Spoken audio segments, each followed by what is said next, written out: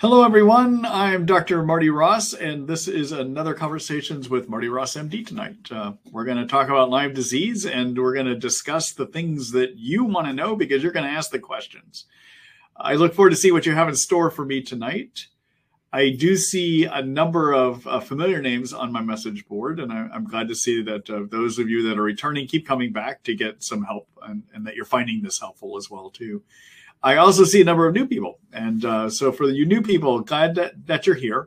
I hope you find this helpful for you too, and that you learn some things that can help you with your illness and with your recovery from Lyme, and also from a mold toxin illness that we talk about here sometimes too. The way that you can participate, for those of you that are new, is a couple of major ways. One is listen to the questions and the answers that I give as I respond to them.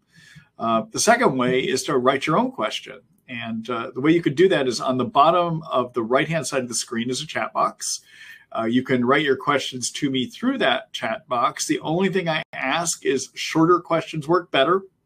They get too long, I can't post, so they actually tie up my computer, and they get hard to communicate to. And the other thing I ask is do not hit your enter key until you're done writing the whole question.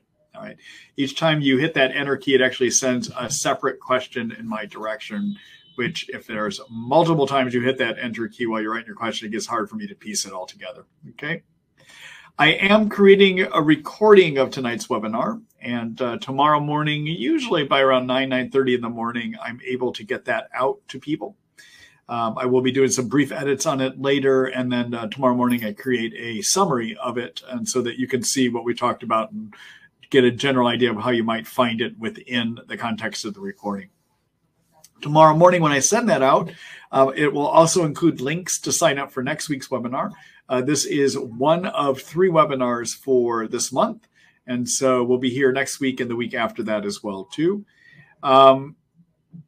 See, I think that's all the business information that I have for you here. One last thing.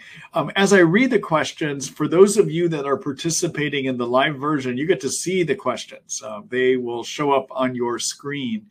However, in the recorded version, they don't show up. Okay, so that's why I read them, so that people that are listening to recorded versions can understand what we're talking about. Okay, all right. So without any further ado, let's go ahead and get started here. Hello, Tim. Let's see. Hi, Dr. Ross. How are you doing? How are you today? I'm doing well, thank you. We finally had some sunshine in Seattle. We've had the wettest May ever, and it seems to be continuing into June. Yes, even wetter than usual. We're getting tired of it out here, but we had sunshine today, so that's good. Is there any way to differentiate between the oregano, clove, and cinnamon destroyed biofilms or cysts? I am on Bactrim, minocycline, and Ceftin for Bartonella and Lyme, and didn't hurt much until I took the oregano, clove, and cinnamon. It was worst herx I ever had.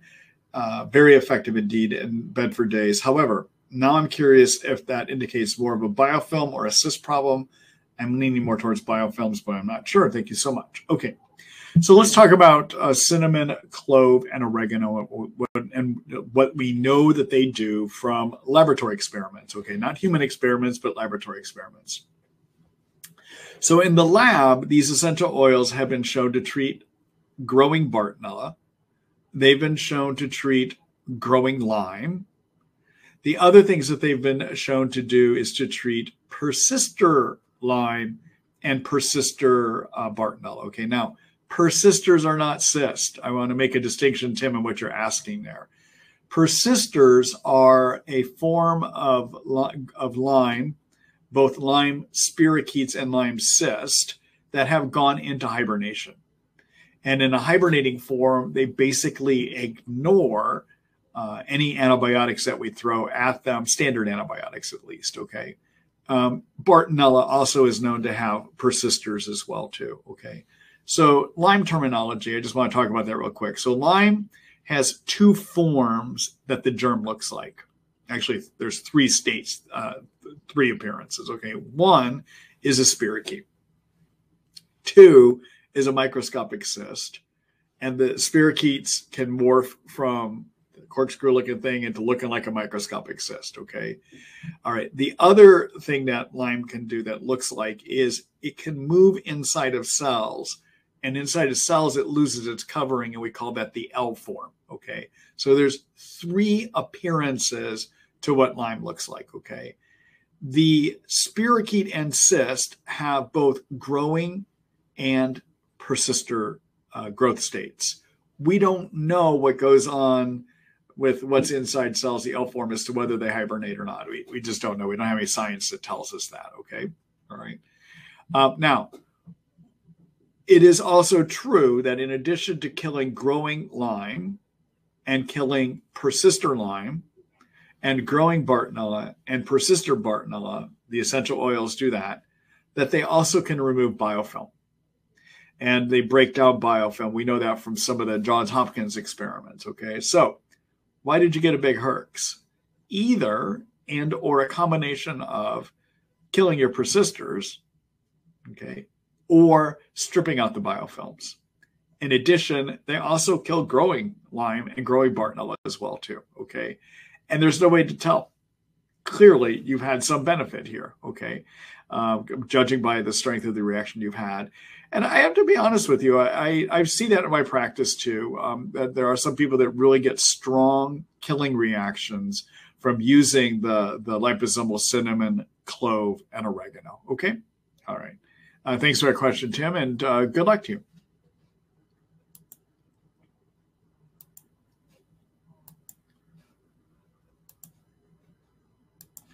Hello, Duke. Let's see. Hi, Dr. Ross. About 2 years ago, I received a positive Babesia fish test, which was done through IGeneX. I also received an 80 titer for Babesia decani IFA IgM, which IGeneX also listed as indicates active infection. I have been treating for Lyme, Bartonella, and Babesia for the last 2 years, and I have made a lot of progress. Most of my remaining symptoms are Bartonella symptoms. I know that you are not a big fan on retesting. However, would you ever recommend that I retest just the IGeneX Babesia fish test? If I did that test again and it came back negative, would that be a good sign that the active infection might be gone? Thank you for doing these incredible webinars. All right. So Duke, thanks for that question. And let me clarify why I'm not a big fan of retesting. So our testing that we generally have for both Lyme and Bartonella and Babesia is immune function testing, whether it's looking at antibody levels or it's looking at T cell reactions. So there's a test out there called elispot testing, which looks at whether your white blood cells called T cells have reacted against Lyme and or Bartonella or Babesia. The Western blots and Immunoblot testing that we do for most of these germs are antibody tests. It's an immune function test too. And the this IFA test that you had is an antibody test looking to see, is your immune system making antibodies against Babesia? So regarding the immune function testing, and then I'm going to talk about your fish test.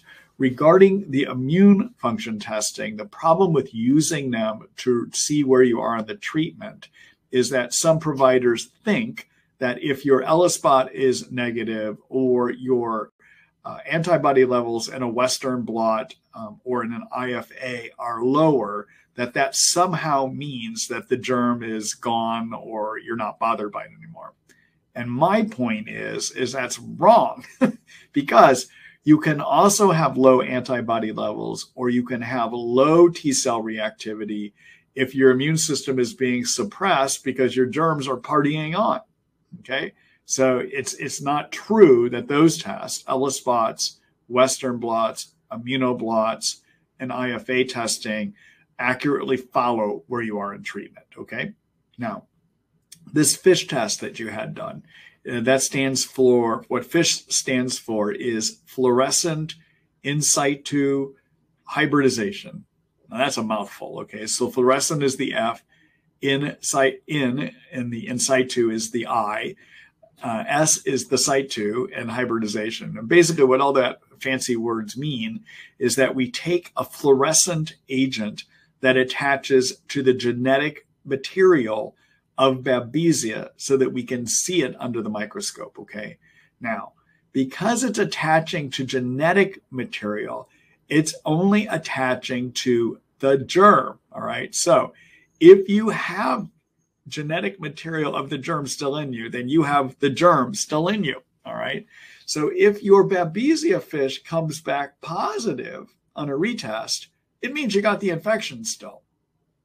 However, and so you could, I mean, and there are times that I will go back and retest my Babesia patients just to see, is the test still positive? If it is, then I know for sure they still have active Babesia in them and I need to keep treating. But Babesia fish testing, if you have lower levels of the germs in you, is not always positive. So a negative Babesia fish test does not exclude having the infection still, all right?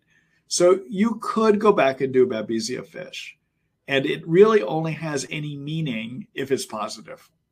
Meaning if it's positive, it's proof that the germ is still in you. But if it's negative, it could either be negative because the germ is gone, or because you just have so little of it in you that it's hard to see. Okay? All right. So good luck to you, Duke, and thanks for the question.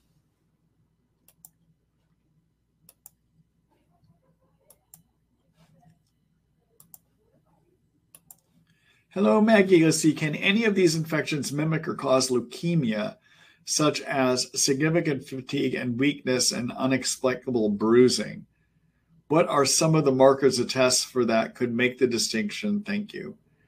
So, Maggie, leukemia is going to have its own finding on your CBC white blood cell counts. Okay, there's going to be certain ways that the cells look that would be reported by the lab, and that would get them to start thinking about leukemia. Okay, all right. Versus the physical symptoms you have of fatigue, weakness, and bruising are symptoms that can occur either in leukemia or can occur either in Lyme. But in terms of testing, there's pretty distinct testing. If your CBC is abnormal with cells that look like leukemia, it's leukemia. Okay. All right. Thanks for that question.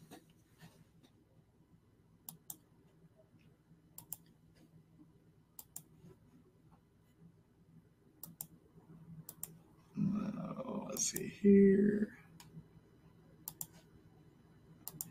Hello, Justin. Hi, Dr. Ross. Can LDN, low-dose naltrexone, be taken with lumbrokinase, Bpc157, and Lyme Bart herbs in your protocol?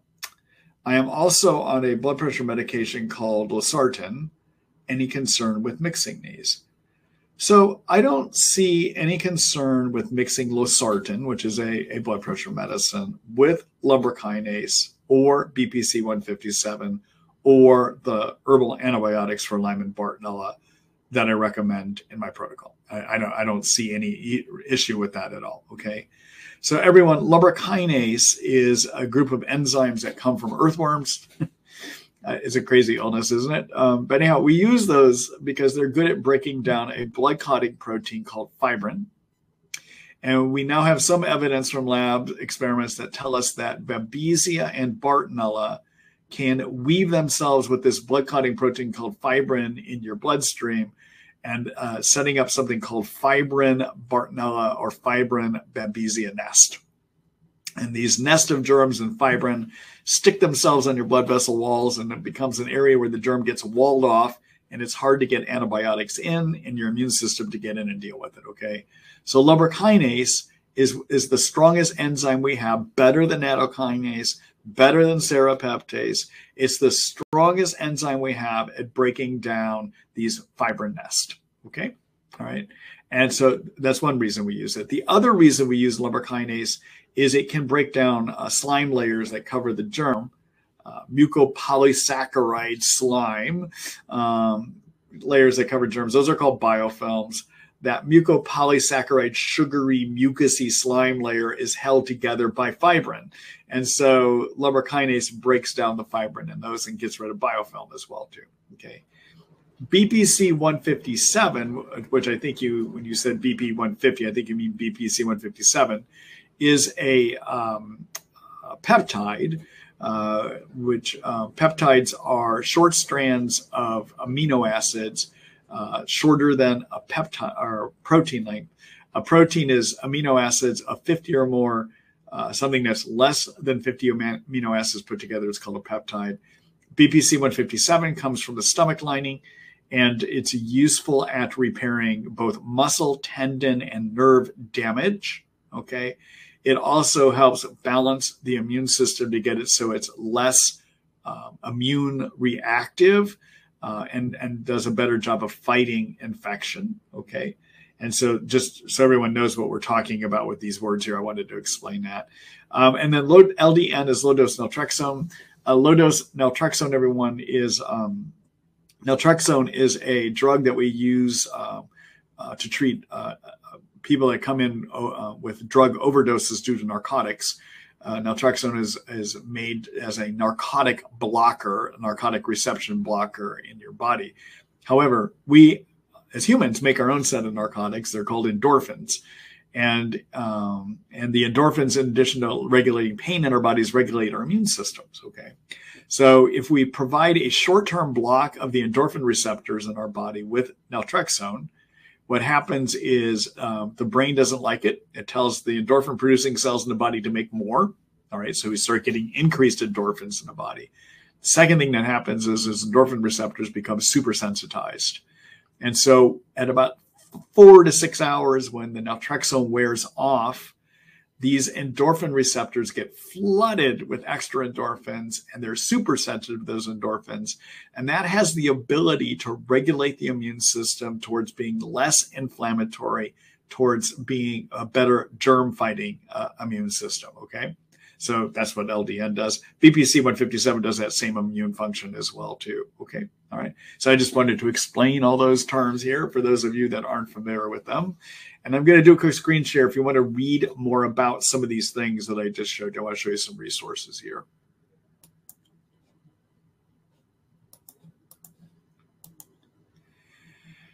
Okay, so in terms of getting Bpc157 and other peptides, because those are the big things these days, take a look at my supplements here, and under the page called Integrative Peptides here, you'll find the oral peptides that are available that people can get, okay? So we have them here, all right? In terms of what to do with peptides, take a look at my immune system page, and I hope I have it here. How do you like that? I guess I didn't put it here. I have a whole article on peptides. Look under my latest section here. And here's my article called Repair and Restore with Peptides and Lyme Disease or Mold Toxin Illness. I talk about the various oral peptides that are available and how they might help you. Okay. All right. The other thing that I wanted to show you here is about naltrexone. And you could take a look at that under the immune system tab and go down here. This LDN for Lyme explains naltrexone and what it might or might not do for you as well too. Okay, so that would be a place to look at it. And in terms of a fibrin nest,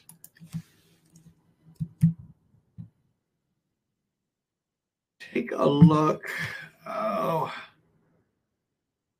I think I have a separate article on that. I have included information about fibrin nest in my Kills Babesia, a brief guide article, and I've also included it in my infection treatment plan section on Bartonella, which is this article called Kills Bartonella Brief Guide. So I talk about both lumbrokinase in the Bartonella killing article, what do you use to get rid of Bartonella, and I talk about it in the Babesia article as well too. Okay, all right.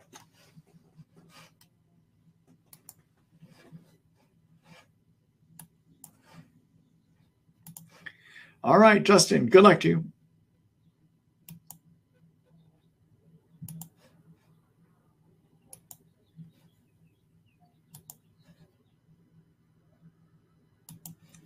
Hello, Rich. Hi, Dr. Ross. If someone has both a Bartonella and a Babesia infection, can these infections combine to increase symptoms of either significantly? Buhner says that if you have both, your symptoms can be substantially higher than if you had one or the other. Do you agree with that? Yeah, I would agree. The more active infections you have, the greater your symptoms might be. So that could even be add Lyme into that mix too. All right. So Lyme, Bartonella, and Babesia is going to be worse than just Bartonella and Babesia alone. Okay. Yeah, I would agree with that. Also, if someone has the symptoms of severe Bartonella, but does not have Babesia symptoms except for slight air hunger, could that indicate a combination of Bartonella and Babesia infection? Thanks for these amazing webinars. You're welcome, Rich. So air hunger is a deceptive symptom. So I know that it is definitely considered as part of the Babesia list of symptoms, okay? But it also can occur in Bartonella too, okay? So just having air hunger does not mean Babesia. Sometimes air hunger can actually mean Bartonella. So how do you know whether you have Babesia? Well, you have to look for more than just air hunger. So Babesia, common symptoms that you might see with Babesia, and you just kind of look and see, do you have a number of these? Okay, so one is severe fatigue. Babesia, of the three germs of Babesia, Bartonella, and Borrelia, which is Lyme, is the most fatiguing of those. Okay, all right. Number two, having very frequent night sweats. Number three, having racing or skipping of your heart. Number four, having periods where you get lightheaded very easily on standing. Number five, air hunger. Number six, having a lot of headaches in the front of the head and or including increased migraines, okay? And number seven is sometimes people with Babesia get very frequent deja vu experiences. It's very interesting when it's there because as they improve, it is one of the leading indicators that Babesia is getting better. At least that's what I find in my practice is if you're treating somebody's Babesia and they're getting better, one of the first things that will start improving is all that deja vu that some of the people have, okay? And then finally, the last thing to think about that would make me think about Babesia is if people have a bunch of cherry red area skin spots indicating ruptured blood vessels. If you have those kind of marks, a lot of them, that can sometimes be something that we see with Babesia as well too. Okay. All right. So it isn't just air hunger that makes you think of Babesia. You've got to see other symptoms suggestive of it too. And air hunger is part of Bartonella as well too. Okay. All right. Thanks for that question, Rich.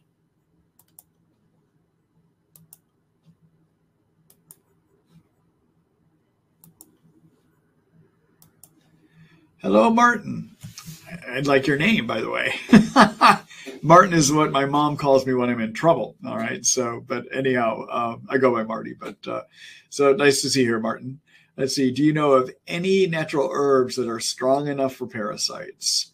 Significant skin issues, crushing fatigue, or hypomaniac episodes at full moon and noon moon, teeth grinding during the day and teeth clenching at night. At this point, I don't believe any of the stool tests when they say I don't have any parasites. Martin, I'm not sure that all those symptoms that you just said mean you have parasites. All right. I know you have symptoms. I'm not denying that, but I don't know that those necessarily mean parasites. All right. But in terms of what can you use herbally to treat parasites, sometimes using a black walnut is an herb that can be helpful for parasites. Artemisinin might be helpful for blood parasites. Cryptolepis might be helpful for parasites as well too. But generally, those are the kind of things that we use for parasites. Let me just do a quick screen share here. I want to look at one other thing. We'll look at it together here.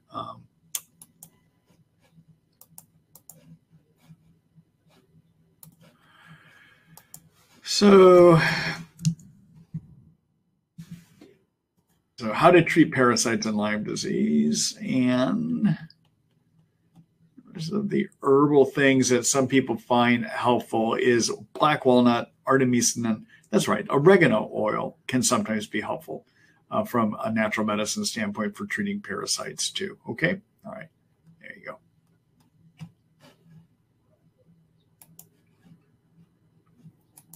I knew I was blanking on one thing. I just wanted to look it up there real quick.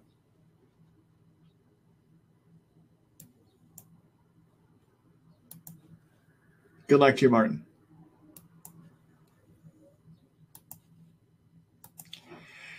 Hello, Lynn. Let's see. Hi, Dr. Ross. Last week I asked about pausing curcumin while taking Paxlovid, and you said you weren't aware of any reason for this advice. Here is what I read from Consumer Lab. Supplements that inhibit CYP3A should not be taken with Paxlovid because this can lead to increased concentrations of medication in the blood. Supplements known to inhibit CYP3A include green tea, curcumin, berberine, echinacea, ginger, CoQ10, and berberine. Do you think that this effect is small enough not to be of concern? So my experience is it's small enough not to be of concern, okay? Now, I can't deny what Consumer Reports says. I mean, to be pure, yeah, I get what their point is. But again, with my patients, I have not had them stop curcumin. I have them stay on it even while they take Paxlovid, and I haven't seen any problems with that, okay? I'm sorry, Paxlovid. Paxlovid, all right? Very good. Thanks, Lynn.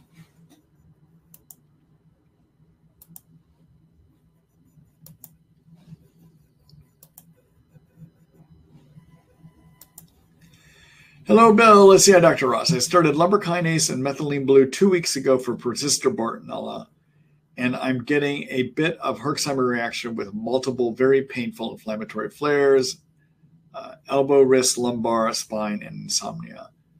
I'm taking all your recommended anti-cytokine meds and would like to take some naproxen for the pain. Are there any contraindications to take naproxen with lumbrokinase or methylene blue? Thank you. The only contraindication is lumbrokinase is basically decreasing the amounts of fibrin, which is the blood clotting protein, okay?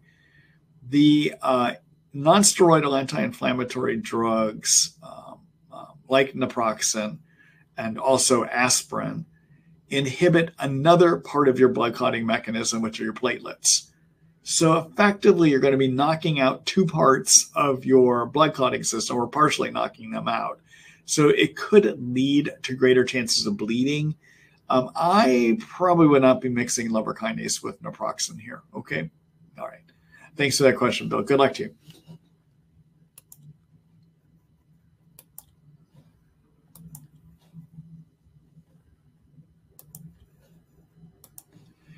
Hello, S. Let's see. I heard a Lyme doctor say that more modern antibiotics like zithromax are more effective than doxy. Is this true? He also spoke of a study that showed that doxy doubled the cyst form while reducing the spirochete form, and it was only tinidazole that was able to effectively reduce both forms. Can you say something about this?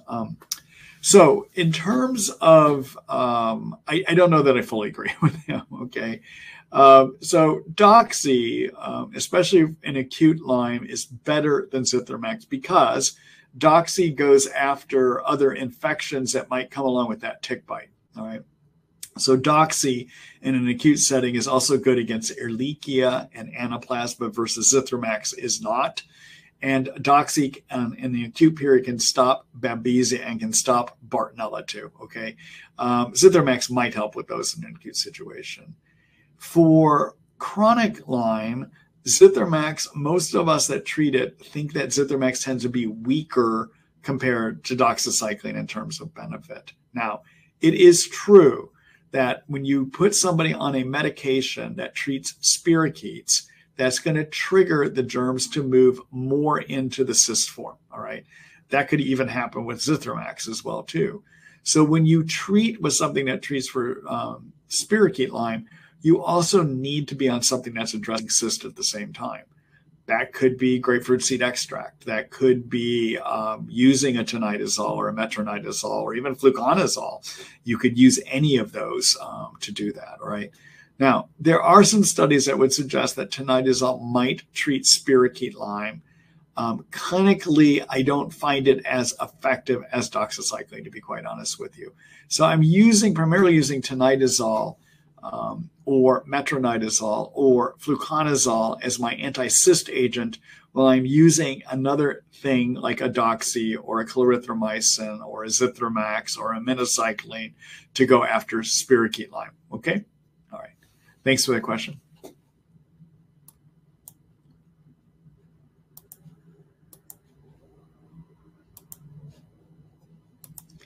Hello, James. I say hi, Dr. Ross. Thanks for doing these great webinars. You're welcome.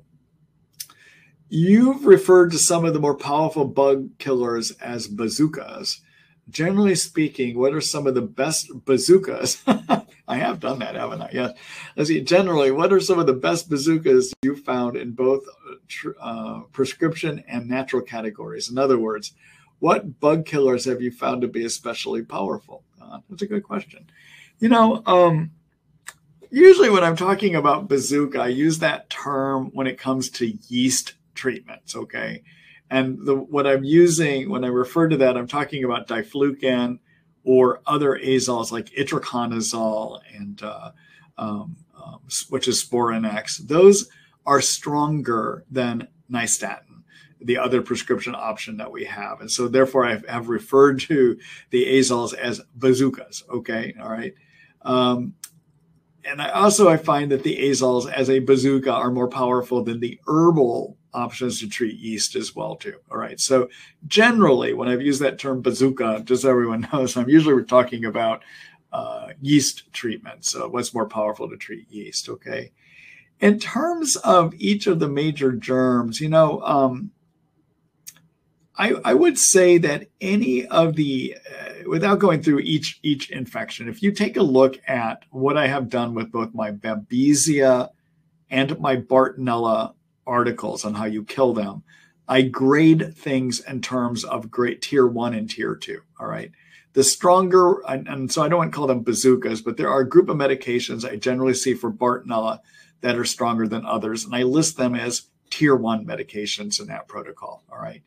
And for Babesia, same thing. I list the ones that I think are more effective as tier 1. All right. So for instance, the tier 1s would include the quinolines, which would be tafenoquine and primaquine. In addition, atovaquone-based treatments like Malarone or Mepron. All right. Those would be the stronger ones. I call those tier 1 type treatments. Okay.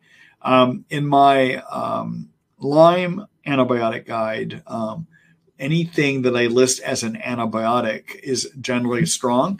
And also anything I list as an herbal antibiotic is generally strong too. I tend not to break those into different tiers of effectiveness. All right. All right. James, take a look at those. Okay. I hope that kind of steers you in how you would look at those. All right. Take care. Thank you.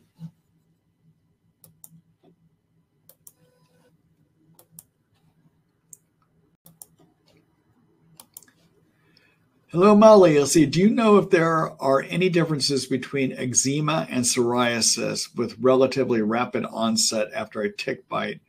Google has gotten quite vague and overlapping to keep people from self-diagnosing, I suppose, and multiple trips to a dermatologist can give you as many different diagnoses. Okay. So ultimately, just so you know, the way that you can make a distinction is, psoriasis tends to get thickening of the skin and a redness under the skin. The thickening especially is not what you see in eczema. Eczema usually is a redness and a scaliness, versus psoriasis is usually going to have kind of a thickening of the skin along with that scale. Now, ultimately, if you need to have a diagnosis and that's not clear when somebody looks at it, a skin biopsy would diagnose it. Okay, there are marked differences in the skin biopsy of what psoriasis looks like and what eczema looks like. Okay, all right, and yeah, Google is not letting people get too much information out anymore. they're limiting a lot of things actually. All right, thank you, Malik, for that question. Good luck to you.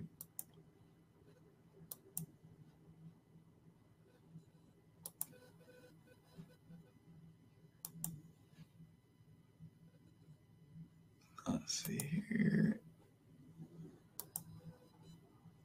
All right, let me go over here.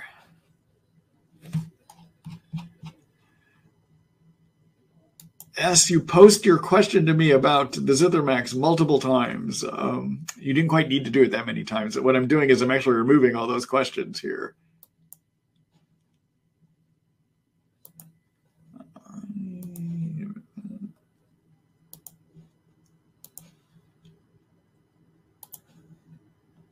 Hello, Santiago. Let's see. Hello, Dr. Marty. My question is for Bartonella. Does BLT herbal help in any way? Or if you don't have success with only Citacuta, what is your preferred herbal protocol? For Bartonella, other options you have besides Sida acuta would be to do Sida acuta along with Hootenea. You could also do Sida acuta, Hootenea, Japanese knotweed. You could also do oregano, cinnamon, clove oils, okay? So any of those 4 are options that you could use herbally to treat Bartonella. I would pick at least 2. So for instance, you could do a Japanese knotweed along with liposomal cinnamon, clove, oregano. You could do Japanese knotweed along with Sida acuta. You could do Japanese knotweed along with Hootenea, for instance, okay? In terms of BLT, BLT, everyone, is a formula from Research Nutritionals. And I always have to look up what's in it. Let's go look at that together here. I'm going to do a screen share.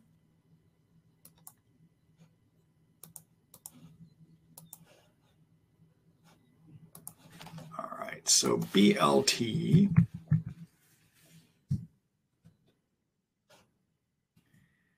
So this is a product made by Research Nutritionals. And then in terms of what is in it, it has red root, teasel. I'm just looking at this table here. Red root, teasel, bone set, black walnut, Lomatium, sarsaparilla, and Silentia. In this combination, the bone set would be something that could be anti-Bartonella.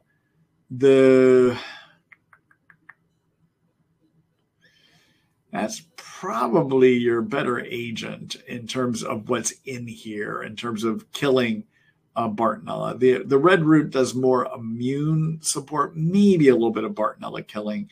In terms of,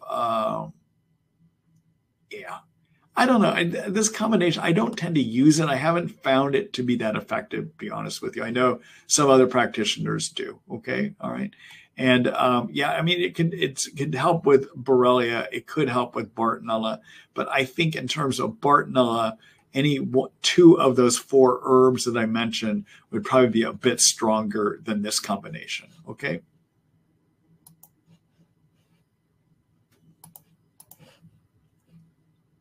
Good luck to you, Santiago.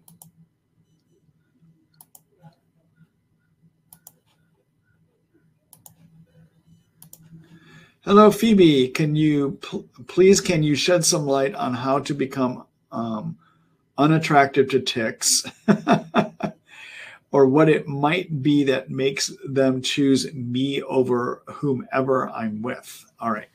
So yeah, we're entering tick season right now, and you really have 2 primary things you can do. Well, there's a number of things you can do. All right. So number 1, cover up. And if you're going to be walking through fields and grass, you want to actually wear shoes, socks, and tuck your long pants in. Okay, that's one thing. All right. But that isn't always feasible. Another thing you can do is to spray your skin with a tick repellents. And you have 2 major choices there. You can do something called picaridin, or you can do DEET. DEET, however, has the problem of being neurotoxic.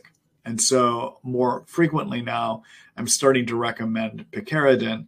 And it's something you can Google and find. But in fact, it's an area that I'm actually finally have gotten some picaridin into my store. I haven't created the product page, but I would look probably in the next week that I'll be writing an article about how to prevent tick infections, and the picaridin will be in that.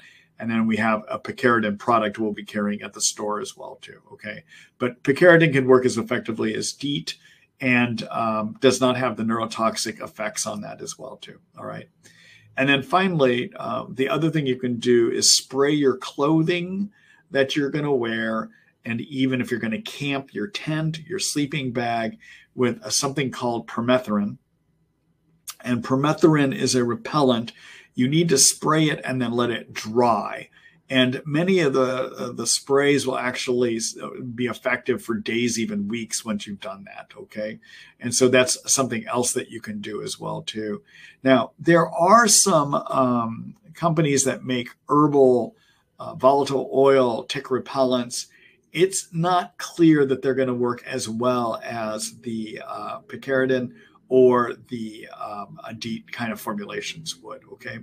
And then finally, one of the things that you can do for tick repellents or tick is in your yards, if you were to take your toilet paper rolls, the cardboard carriers, and stuff them full of wool or cotton balls and soak that stuff with permethrin, what happens is rodents come by, pick that stuff up, and then they spread it into their nest, and they basically kill ticks.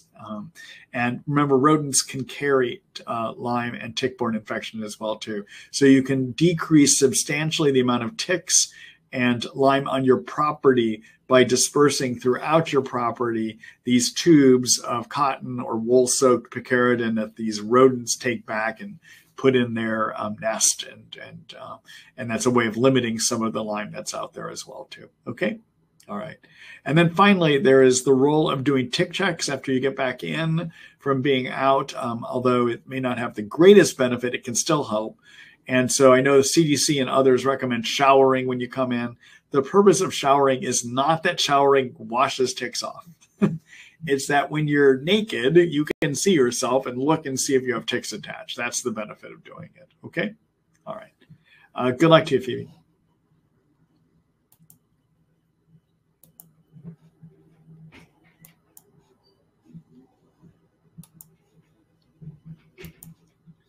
Hello, Ellen. Let's see. I've been on Babesia treatment since December 13th of 2021. In this time, I've been on Malarone and azithromycin for the first 2 months and quinine and clindamycin for the rest. The question I have is that my Lyme doctor has insisted I not miss a single dose or else I'll have to start the full 5 months of treatment over. I have had a couple occasions where I didn't take my doses for a couple of days, and she indeed made me start the full 5 months over, not once but twice. I did, however, take Babesia-specific herbal medications to fill the gap. Does this sound a little extreme to you? Because it does to me. I've learned more from you than any other Lyme doctor out there. We all appreciate your service. Don't ever forget. I appreciate that. Thank you. P.S. Reason for the pause. On the first occasion, I paused Malarone for a weekend due to the terrible insomnia it seemed to give me, but I did continue the azithromycin. On the second occasion, I took quinine for 2 days, but not the clindamycin. All right. So what the point is that Babesia replicates every 24 hours. All right. And so during that time that you're off of it, it does come back. We find that the best treatments are to treat continuously for 4 to 5 months. Now, it's not entirely fair to say you weren't treated, though, because if you had been on azithromycin, you still have some Babesia coverage. If you were on quinine and not clindamycin, you still had some coverage. And if you were on other herbal antimalarials, then you had some coverage too. I would need to know what else you were on. But generally, I advise my patients don't miss doses. And for a day or two, I'm not sure if I would say that you have to go a whole 5 months. That may be a bit extreme, but I'm not entirely clear what they're seeing and what they're saying about your symptoms. I would need to know more specifically about your symptoms and the severity of the illness with you as well, too. Okay. But yeah, so those would be my comments there. Okay. All right. Good luck to you, Alan.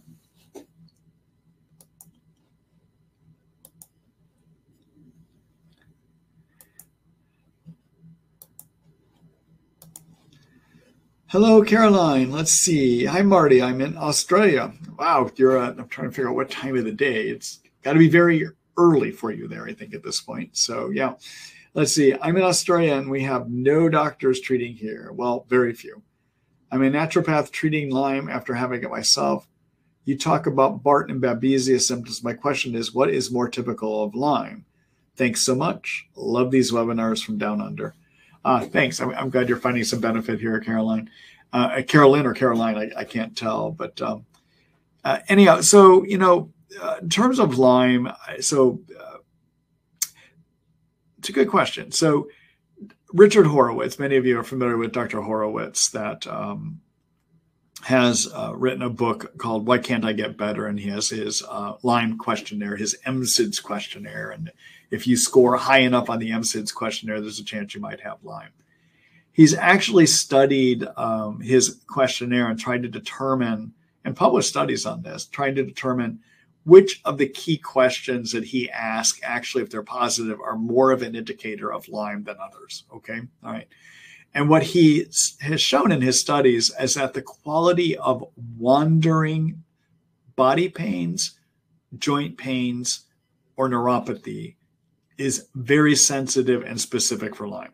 In other words, if those key symptoms are there, that's highly indicative of Lyme. And he says publicly that that can be as good as Lyme testing at showing whether you have Lyme. Okay. His studies would seem to support that as well too. All right. So one of the things I would say is if there's a wandering quality of anything, that can be indicative of Lyme. Okay. Other symptoms that I tend to see with Lyme that make me think more Lyme is the myalgias. You tend not to get as much myalgia with Babesia and Bartonella as you do with Lyme. The cognitive dysfunction, although you can see that with Bartonella, but cognitive dysfunction makes me think of Lyme. Sleep disturbances make me think of Lyme. But I have to admit, a lot of this stuff starts blurring together between Babesia and Bartonella, okay?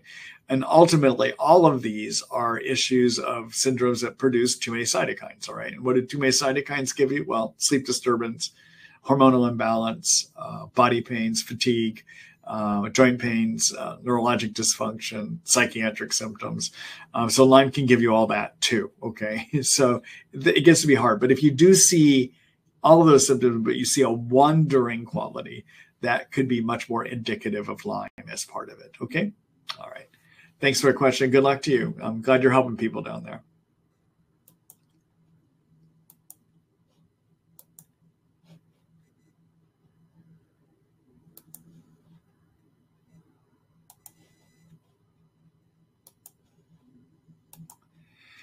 Hello, Sharon. Let's see. How much is the chance of cross-reaction with an Immunoblot is there with EBV? I think you said is 90% valid, 97% sensitive. What does the sensitivity mean exactly? Okay. So I'll answer all that for you, but let me explain how the Immunoblot is done so that you'll understand my responses. Okay.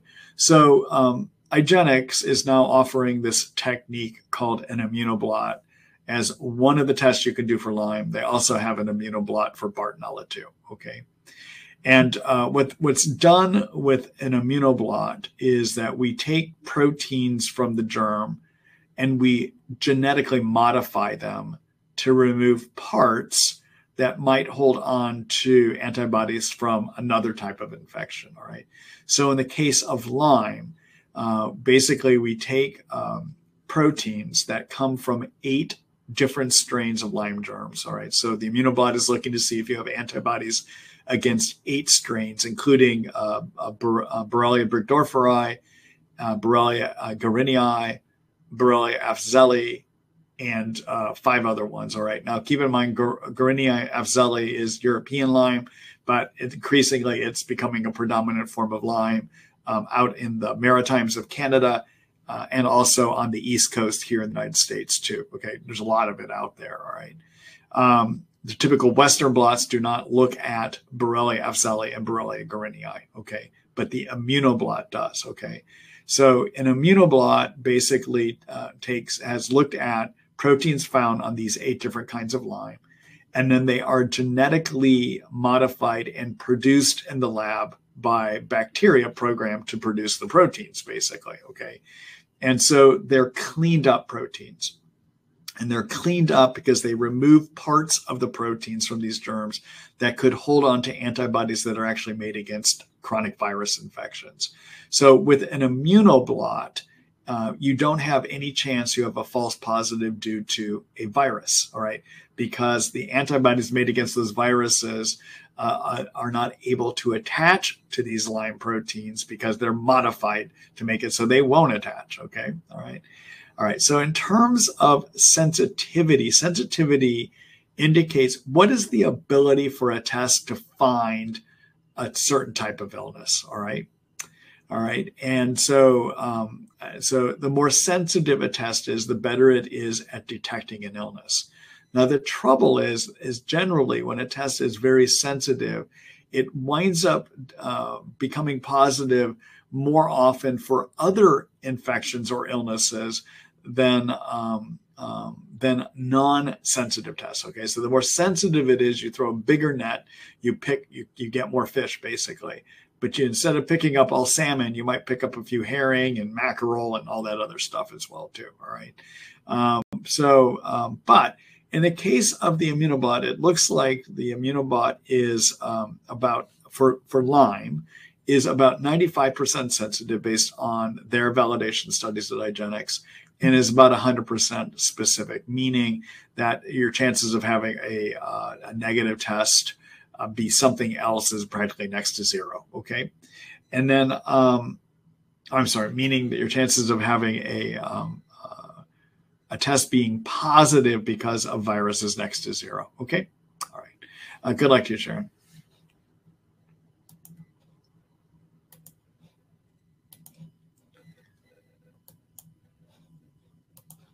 Hello, Lori. Tick bite just happened. Is there any herbal protocol that works as well as doxy in these beginning stages, and for how long? Thank you so much. All right. So the issue in an acute setting, so the reason you're using antibiotics for a tick bite is you want to try to prevent getting Lyme disease. Okay. That's why you're doing it. Okay. And if we look at what the studies have been done on, the studies have been done on mice. They haven't really been done on humans. Okay.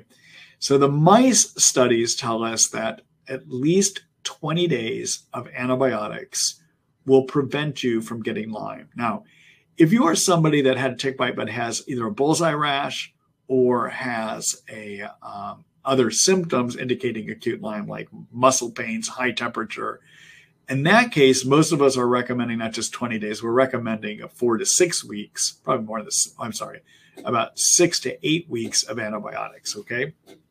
All right, but if you're asymptomatic with your tick bite, mouse studies would suggest that doxycycline is the best choice to prevent developing full-on Lyme. All right. And the other reason to use doxy in an acute setting is doxy also is known to prevent anaplasma and Ehrlichia and can stop Babesia and Bartonella. The problem with the herbal antibiotic protocols is we have no studies from animals or humans saying that they prevent developing Lyme disease. I can tell you with the herbal protocols that I use that they're effective in chronic Lyme, but that's a different animal. You're trying to prevent the germ from even gaining a foothold. And what I can tell you is we just don't know. And so I don't recommend herbal antibiotics in an acute setting. I recommend doing doxycycline because at least we have data that says it works. Okay. All right. Good luck to you, Lori.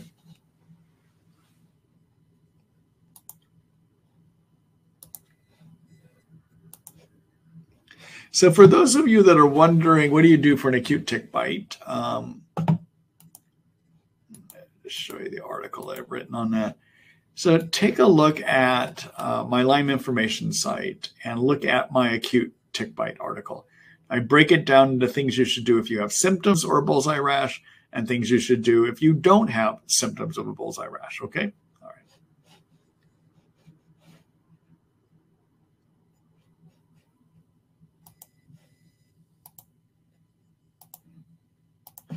All right. Where are we here? Okay. Let's see. All right. Hello, Laura. Can you please comment on the efficacy of SOT treatment? The answer is we don't know. The problem is there have been no studies done documenting the effectiveness of SOT for people with Lyme. There just aren't. They haven't been published. Now, supposedly, RGCC, the company that is the producer of SOT out of Greece, has done some studies, is writing a paper, but we need to see that paper because who knows if their studies are valid, to be honest with you. All right. So what is SOT, everyone? It stands for Supportive Oligonucleotide Therapy or treatment. And it is basically you are supposedly given something that guess I would say oligonucleotides are nucleic acids, which are the building blocks of your genetic material, that are put together in a way to block the protein production, germ replication, genetic apparatus within your cells, okay? They're supposed to block the production of proteins that lead to germ replication. There's many problems, though, with the claims. So supposedly, RGCC will basically take your blood and do PCR genetic analysis to determine what germs you have in you, and then develop your blocking sequence of nucleic acids based on their PCR testing. Okay, now I think it's a scam, and I have to be clear about that. Here's the problem. We know from good studies about Lyme that your ability to use PCR testing to detect Lyme will only find Lyme when it is in you 30% of the time. So what is RGCCC sending people if you can only really use PCR testing to accurately determine if somebody has Lyme 30% of the time? What are they sending all these people? All right, that's I need to see better quality control on that one, okay? And they're also doing PCR testing to determine if you have Bartonella in you or if you have Babesia.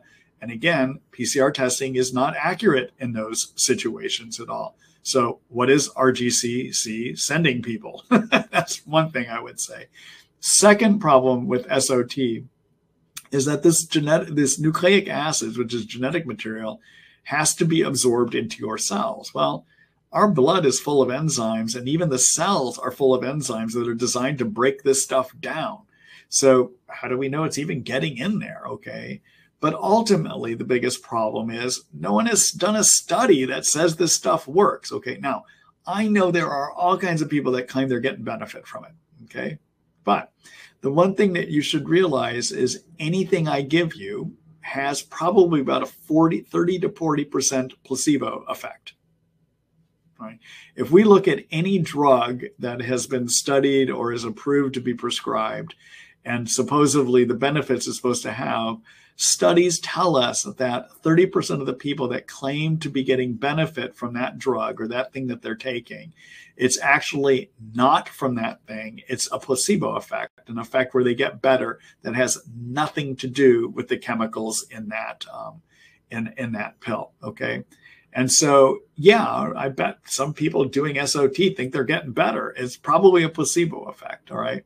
So I am really skeptical on this SOT. I know there's these clinics taking thousands of dollars of your money to do something that they say will work, and they claim that their science says it works. Garbage. There is no science that has been done on this and Lyme that has been published. Okay.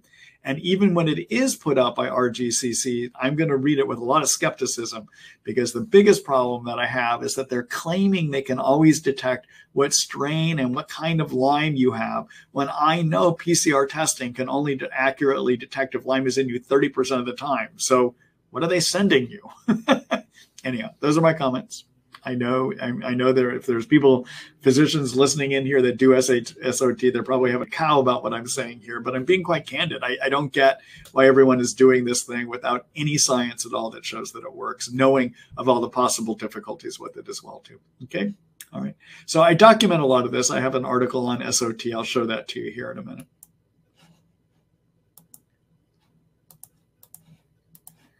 All right. So take a look. This is my article on SOT for Lyme disease. I think I updated it in April. So you can explain in more detail what SOT is, how it works, and a little bit about what my problems are with the claims that they're making here. Okay. All right.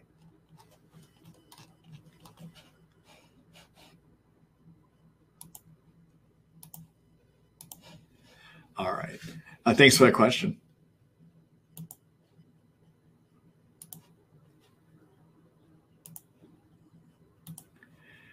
Hello, T. Hello, Dr. Ross. Can I introduce herbs for Bartonella, Pseudohutania, and keep increasing Otoban cat's claw? I still haven't reached the maximum dose of those. The answer is, in my practice, I will sometimes have people do all four at the same time, even start them all at the same time. So yeah, you can. I have no problem doing that with my patients. Okay. All right. Good luck to you.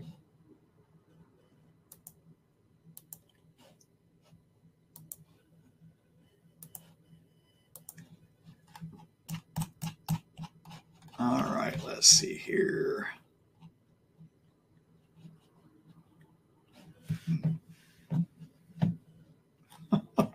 My mouse is misbehaving here. Sorry, everyone. Why is that doing that?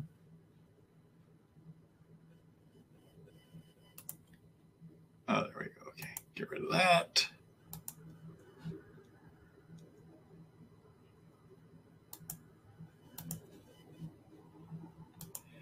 Hello, Thomas. We get people come in our local Lyme support group who are poor and don't have medical insurance. Can you take herbs if you can't monitor blood, liver, etc.? We can't decide whether to provide them with herbs or not. You know, in general, and I can speak generally. I am not speaking about any one person because I would need to know more about what their clinical problems are, to be quite honest with you. But in general, these herbs are pretty safe to use in terms of kidney and liver function. I haven't seen people develop kidney, liver dysfunction problems or even anemia from taking herbal antibiotics. I just haven't seen that happen. So I think relatively people can, but I can't say so for each specific individual without knowing more about what their individual care problems are. Okay. All right. Thanks, Thomas.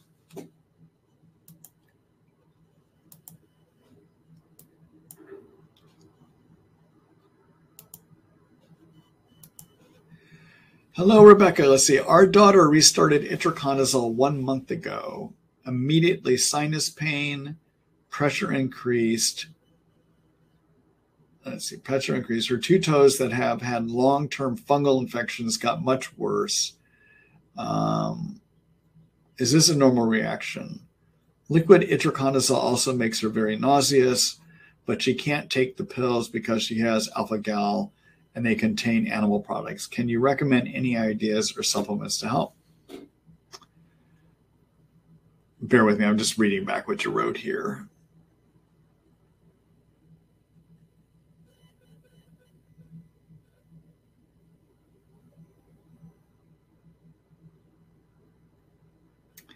So I guess this is what I'm going to refer you back to your doc. I'm not clear what's happening here. None of this is a typical reaction to itraconazole. And I think you probably should discuss it with them because I can't, I can't be your physician and give you direct medical advice. I can talk in generalities and you've asked me a specific question. What I would say is, no, it's not normal, but in terms of what you should do, I'm going to refer you back to your physician on that one. Okay. All right. Good luck.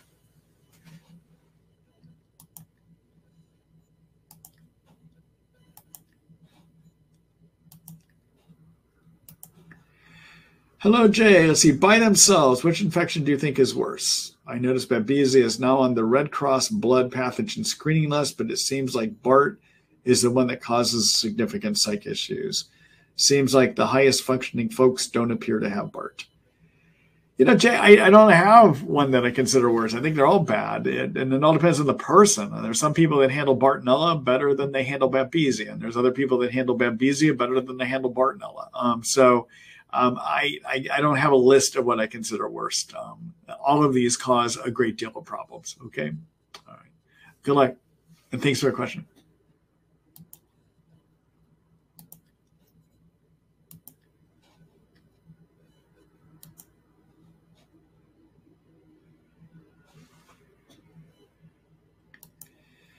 Hello, Lynn. Hi, Dr. Ross. Last week I asked about, we already answered that one earlier.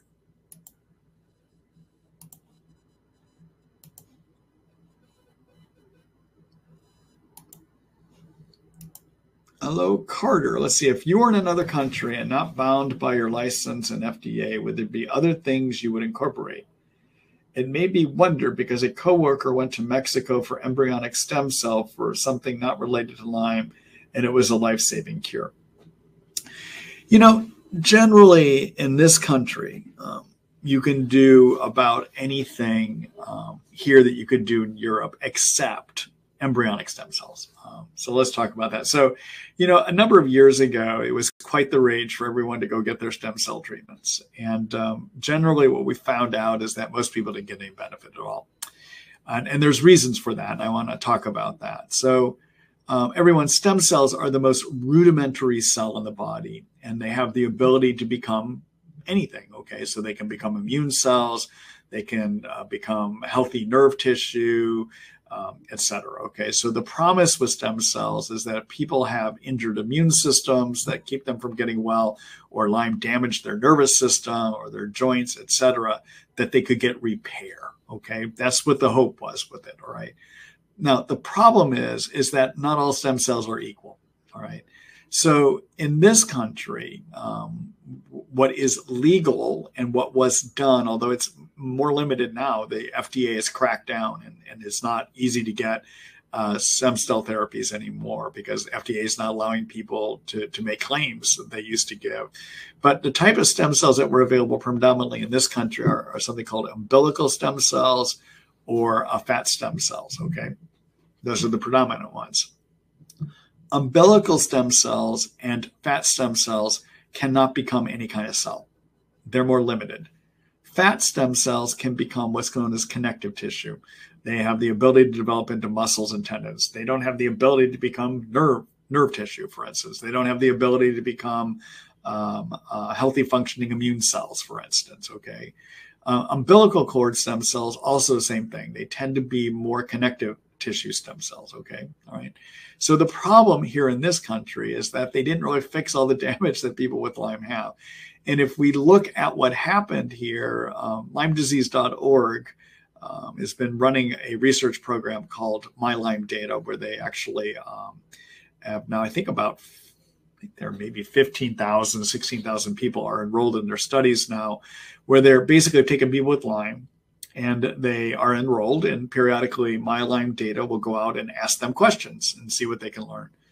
And about 2 years ago, they did a study looking at what people's responses were to various alternative therapies in terms of benefit and in terms of side effects. And what their study showed is that only 3% of people doing stem cells had any benefit. Only 3%.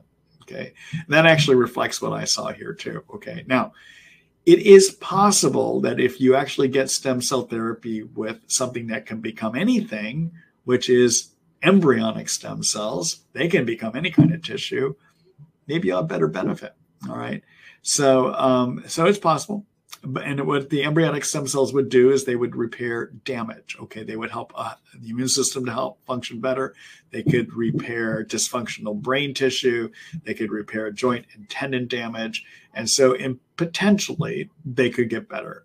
Now, would I do that? I might. I don't even have as an option, so I haven't thought about it. But that is the one thing that you cannot do here in the States that there is potential to do in other parts of the world. India can do it. I know Mexico has been doing it. I'm not sure about the European nations in terms of that, but that might be something. Beyond that, I don't think we're really limited on anything else we can do here in the States that can be done elsewhere in the world. Okay. All right. Thanks for your question.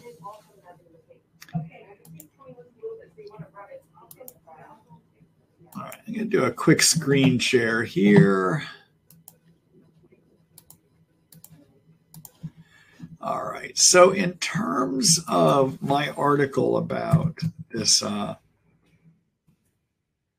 an article I have that I wrote called What Works? Navigating Prescription and Alternative Medicine Lyme Treatments. And the foundation of this article is the studies that have been done by My Lyme Data, okay? And My Lyme Data showed of all the things that people try, it's actually antibiotics, not Rife machines, not, hyperthermia treatments. It's antibiotics that tend to have the best chance of helping. That's this data up here. And unfortunately, they did not break out herbal antibiotics, nor did they study herbal antibiotics, all right? And then the other thing that they did was this study, and this table shows this, of looking at alternative therapies. And here it is, stem cells down at the bottom. 3% of people said they might have had some benefit from it, okay? Rife machines, about 35% of people said they had some benefit. Ozone, about 40% of people say they had some benefit, okay? So that kind of gives you a breakdown on some of those. And then in terms of stem cells, I have a whole article about stem cells where I break down some of the controversies and why we tended to have a poor outcome here. And I even list out probability of health improvement. So anyhow, take a look at this article if you want more information about stem cell therapy.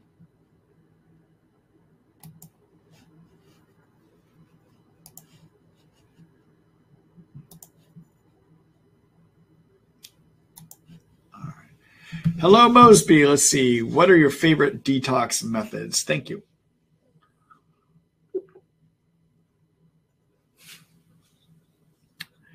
So first, don't put toxins in.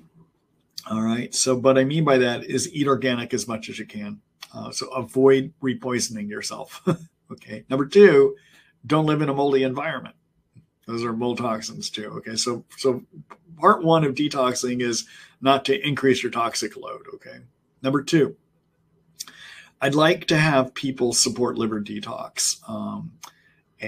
So the liver is what's going to remove typically what we call toxins, so fat-based toxins, okay? And to do that, I like having people take glutathione. I like glutathione is the main detox chemical used by the liver to pull toxins out. And so I like people to go ahead and take liposomal glutathione. The product I like for that is a product made by Research Nutritionals called Trifortify. People take 1 teaspoon at least one time a day with that, okay? All right. The next thing that helps with detox is having regular bowel movements. All right, so what happens is when fat-based toxins go to the liver, and what the liver does with a fat-based toxin is that there's ultimately what it does is it adds water-soluble chemical groups to the fat toxin, making it water-soluble. And out in the intestines, water-soluble chemicals mix in with your poop and you poop them out.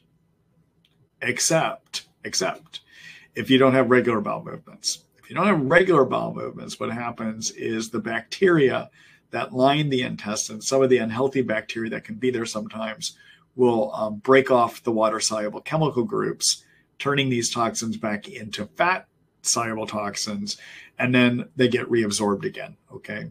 So I like to do things to make sure that my patients are having at least 1 or 2 bowel movements a day, okay? The best way to get frequent bowel movements is make sure you're drinking enough water, okay? Make sure you hydrate, all right? Because water keeps the stool mushy, okay?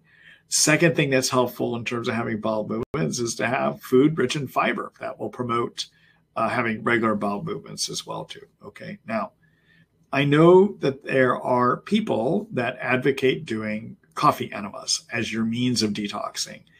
And the main thing there's 2 things that coffee enemas can do. Number one, it may promote some excretion of the liver of toxins a little bit better than if you're not doing it. But the other thing that coffee enemas do is the tannins that are in caffeine irritate the intestines to promote bowel movements, okay? All right. But I think you can promote bowel movements without sticking something up your rear end. You can actually, doing coffee, you can actually do high fiber diets. You can drink coffee. You don't necessarily need to do it as a coffee enema to do that, okay? All right. The other thing to do as part of basic detox is drink water, as I said. Water helps the kidneys, which are detoxing out your water-soluble chemicals. It helps them filter better, okay? Another thing you can do that helps promote detox is do things that help you sweat, all right? And that's if you can. I say that carefully because I know that people with Lyme exercise, especially before they start getting their germs under control, it can really flare a person up, all right? So you have to kind of do that to tolerance, okay? But if you can sweat with exercise or you can sweat with an infrared sauna, what happens is the active heating up mobilizes toxins in your body, of which about 20% of those toxins you'll sweat out. The other 80% go to the liver, where they have to be transformed into water-soluble toxins and get moved out into the intestines, okay? So those are all some things that can be helpful, okay? So don't put toxins in, number one, okay? So eat organic. Number two, take glutathione to promote healthy liver detoxification. Number three, do things to assure that you're having bowel movements at least 1 to 2 times a day. Number four, you can promote sweating. And then finally, the other thing you can do if you're really toxic is to try to bind those toxins in the intestines before they get absorbed. And you can do things like a binder, like a GI detox by research or by biobotanical research.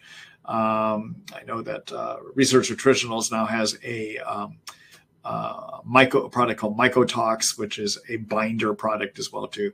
But any of those, like 1 or 2 pills a day, can bind toxins up in your intestines as well too. Okay. All right. Thanks for the question, Busby. Good luck to you.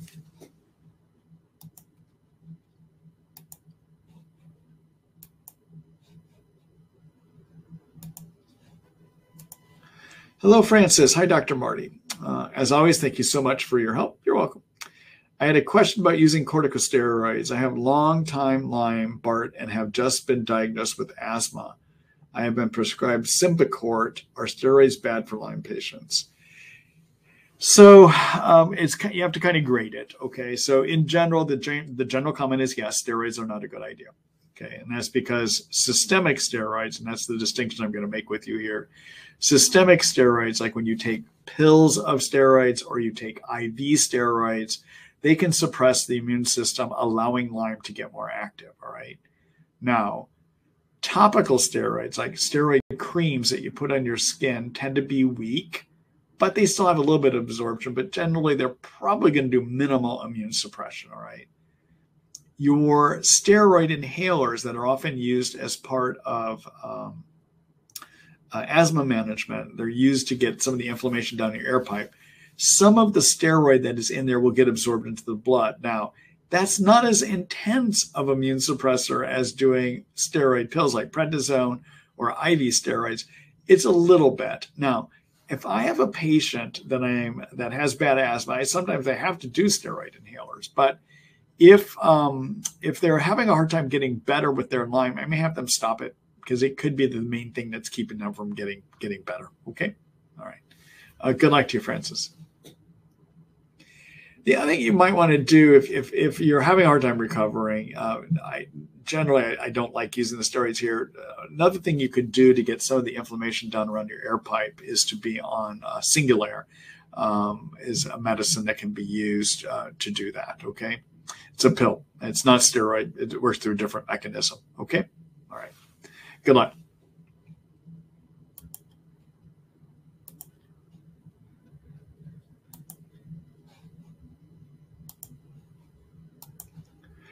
Hello, Janet. Let's see. What infection hangs out in the neck and base of skull like it's plugging away at the brain barrier? So, so all of these germs are all over. Okay, Bartonella, Babesia, they're everywhere. Okay, well, Babesia is in the bloodstream. Bartonella and Lyme are everywhere. All right. But in terms of what tends to give you most of your neck symptoms, we tend to think more of Lyme is giving a lot of that cracking and neck pain kind of symptoms that people have. Okay. All right.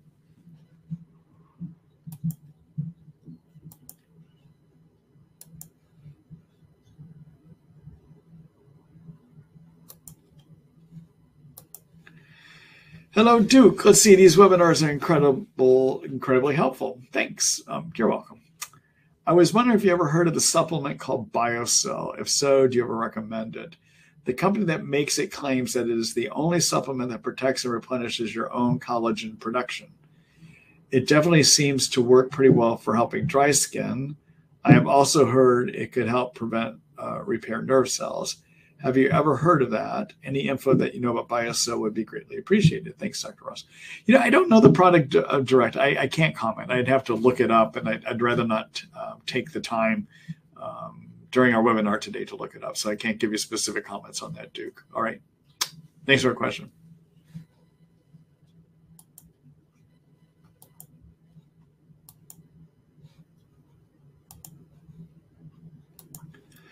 Hello, Douglas. Let's see. Does oregano, clove, and cinnamon cause healthy people to feel bad also, or is it an indication of pathogens?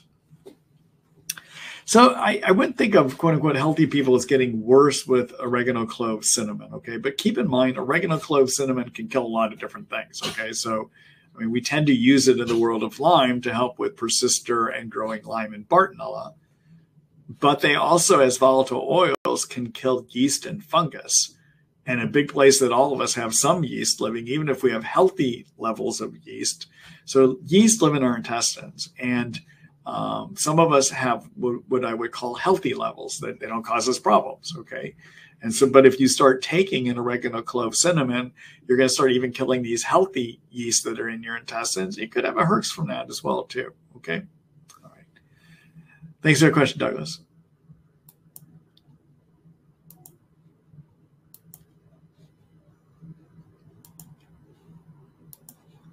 Hello, Paul. Let's see. Have you seen severe constipation from either Lyme, Babesia, or Bartonella? If so, what remedies do you recommend? The constipation is so bad, I've had to get colonics regularly. Thank you, Paul.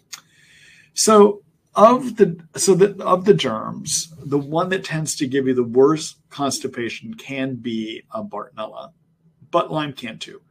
Both Lyme and Bartonella can injure the nerves that lead to healthy gut function. Okay. So your largest part of the nervous system outside of the brain and the spinal cord is your gut.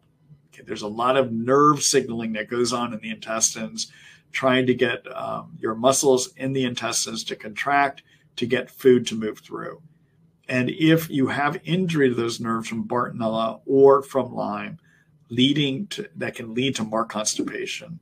There's a Lyme physician, psychiatrist actually, named Ginny Scher, who practiced in the Philadelphia area. She's up there in the years, and I think she still is practicing, but maybe not that much anymore.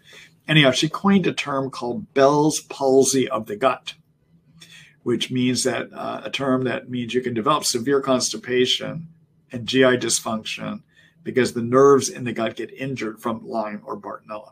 Okay, so yeah, that can happen. So what I'll do in situations like this is make sure people are taking at least 8 glasses of water a day. You need to make sure you get water in, okay?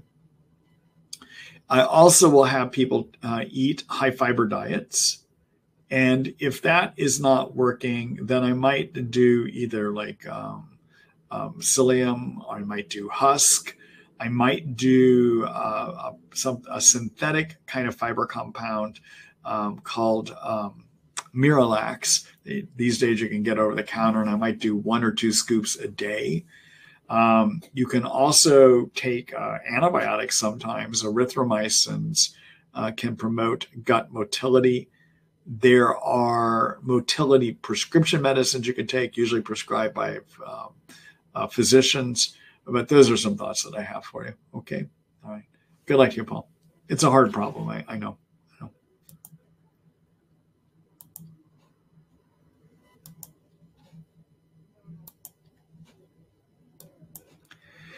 Hello, Beth. Hi, Dr. Ross. Thank you so much for these weekly sessions. You're welcome. They're both hope-filled and helpful. You had mentioned 3 weeks ago that my son's return of symptoms may be due to yeast. We started treating that, and it appears to be working. Yay, good. I like that. It's a really kind of interesting thing, is that too many yeast can mimic and look just like a Lyme relapse and look just like a Bartonella relapse. Okay, so I'm glad to hear that. Question. Can nystatin and Capri Plus be taken together with other supplements or food, or should they be taken in an empty stomach? So to answer that part of the question, nystatin and Capri Plus can be taken together with supplements and or with food or without food. I have no problem with people doing it that way. They take it with other medications as well, too. Also, my son's doctor feels that his Lyme is not completely gone. He is still positive for one form of Borrelia and ordered AL by Byron White. What are your thoughts on this formula? Can it be taken together with cat's claw and Otoba, which you and several other Lyme doctors all recommend for Lyme removal? His doctor also ordered lumbrokinase monolaurin. I don't want to overdo it, but just don't want to miss something, especially during the summer window when he is not in school. I have not had great success using the AL Byron White. I have better success using the cat's claw and Otoba, okay? I know some of my colleagues use the Byron Whites, and they do claim benefit. It's just my observation of my practice and the type of people I attract here. I just haven't seen that great of benefit. I'm not a big believer in the Byron White formulas. I know some of my colleagues do believe in it, all right, but my experience doesn't usually support that, okay? I think I answered your question there. Can you use it along with the cat's claw and the Otoba? Yeah, you can. I wouldn't have any problem mixing those together, okay? All right. Beth, I'm glad your son's doing better with treating yeast. Yeah. So I just want to make a comment here. So Remember with Lyme disease, and I've talked about this before, although I haven't mentioned it so much tonight. Lyme disease and Bartonella and Babesia and mold toxin illness and too many yeast in your intestines all have a common thread.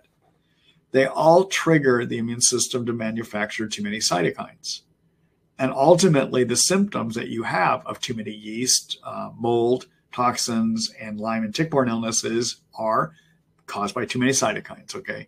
So too many cytokines give you fatigue, disturb your sleep, make your brain not work, give you mental health problems, make you hurt all over, cause your nerves to dysfunction, give you neuropathy, et cetera, et cetera, et cetera, all right? So these are syndromes of cytokine excess, all right? Now, if you've got somebody you've been treating for Lyme, or you treated and they relapse, or you're treating and they've been doing pretty good and all of a sudden everything gets worse, think about too many yeast in the intestines, all right? And, you know, keep in mind, when you're treating Lyme, you're killing them with something. You're either doing herbal antibiotics or you're using prescription antibiotics. Both of those can cause disturbance in the good gut microbiome, making it easier for too many yeast to grow in the intestines. So in my experience, when I have somebody that has relapsed with Lyme, quote unquote, they come in 3 years down the road and they're in a full-on relapse and they're scared, and they should be scared. 80% of the time, it's not a relapse. It's too many yeast. Now, I just sit down and talk with them about what happened, and I start asking them about symptoms suggesting yeast, and there's some symptoms suggesting yeast there. I treat yeast. Usually by the time they come back in a month or two, they're all the way back on their way again. Okay, so about 80% of the time. Situation also is the same. If you've been doing better with your Lyme, you're on antibiotics, and suddenly you get this huge decline, think yeast. And if there is enough symptoms there suggesting it, about 80% of the time treating yeast will turn a person back around again. Okay? All right. Thanks, Beth. Good luck to you and your son. I'm glad to hear that's working for you.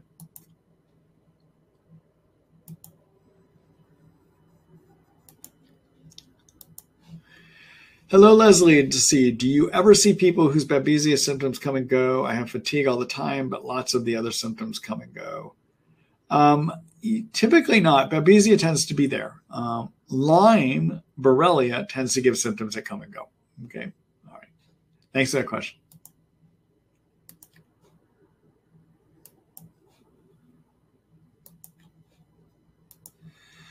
Flickering, let's see. My son recently had a flare that started with pimply rash around his hairline and jawline. It came on after not sleeping or eating enough for a couple of days. He has splitting headache all over his head, was very tired and anxious and depressed. Does this give any clues to what it might be? It has come on like this before. Okay, so symptoms that suggest yeast are increased sugar cravings. Oh, actually, a big decline. That makes you wonder about yeast right there, okay? Second thing can be increased sugar cravings, intestinal gassiness or bloating, and a female having vaginal itching, vaginal discharge, feeling worse after you have something with simple carbs in it or sugar in it, and then the development of pimples or acne or changes in the skin. And specifically what happens with too many yeast in the intestines is they release toxins.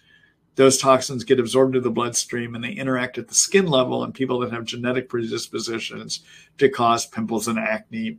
They can even make your eczema and psoriasis type rashes worse as well too. Okay.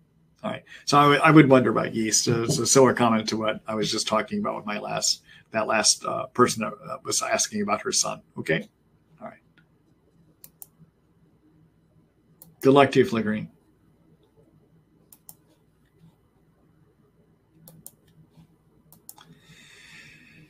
Hello, Rich. Let's see. This is another fantastic webinar tonight. Thank you. Let's see. You mentioned earlier that Babesia can cause deja vu. Do you know why Babesia causes this? Actually, I don't. It's such a strange symptom, but I actually don't know why it happens. Let's see. Also, can you describe exactly what you mean when you say deja vu? Is it just the feeling that something has happened before, or is there another more to it? Also, how frequently would you have to have deja vu to start suspecting that it's caused by Babesia? Thanks for all this amazing info. So deja vu basically is that sense that when something happens that it has happened before, you've been here before, and it's like a split second feeling like you've been there before. Okay. So all of us get that occasionally. Well, many of us get that occasionally. But what I'm talking about excessive is probably happening at least a couple times a week. And in some of my patients, it can be 2 or 3 times a day they get this stuff. Okay. Yeah. All right. So yeah, I think I answered your question here. Yeah, I think I answered your question there. Good luck to you, Rich. All right. So that's it for me tonight, everyone. It's been good visiting with you here, especially after not being with you all last week. I will take a look again at your email tomorrow morning. You'll get information about how to sign up for next week's webinar and also links to the recording. I want to recruit you to help me reach people. So you guys are getting benefit here, and that means others will get benefit too. You guys and ladies, I should say. And so I'd appreciate it when you get that email tomorrow morning, forward it, send it on to others. Let them know the good work we're doing here. And perhaps they'll get some benefit from some of the things we discussed today as well too. Okay. All right. Good being with you all here tonight. I look forward to seeing you next week. And everyone, have a good week. Bye-bye.